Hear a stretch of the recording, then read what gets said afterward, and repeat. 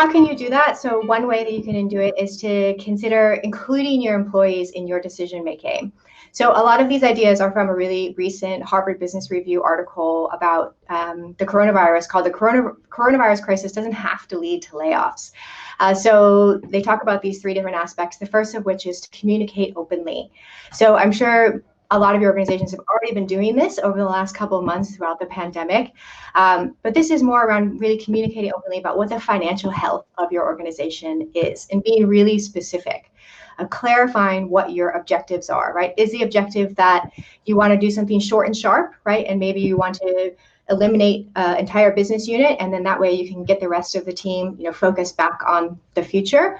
Or do you want to take different smaller measures to try to keep everyone employed, and to try to get to the other side of the pandemic? So communicating clearly about what your objectives are is really important. The other aspect of this is trying to crowdsource some ideas with your employees. So I appreciate that in Hong Kong, this might be like a really radical idea, but I thought it was worthwhile to mention because we are in sort of very unusual times. And actually going out to your employees and asking them what they think. And the advantage of this is that it's a consultative approach and it can help to get more buy-in.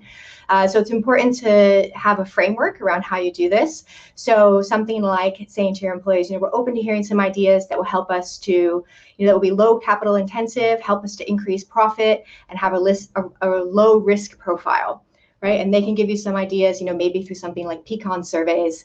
And you can even then go and have them vote on those different ideas at the end to help the company move forward.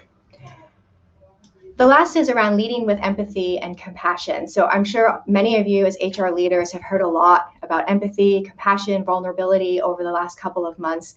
And this is critical because as leaders, we don't want to sort of have a cold distance during this time to our employees. And there's actually a common misperception that during times like this, times of crisis, employees only look out for themselves. But actually, these researchers found that the exact opposite is true.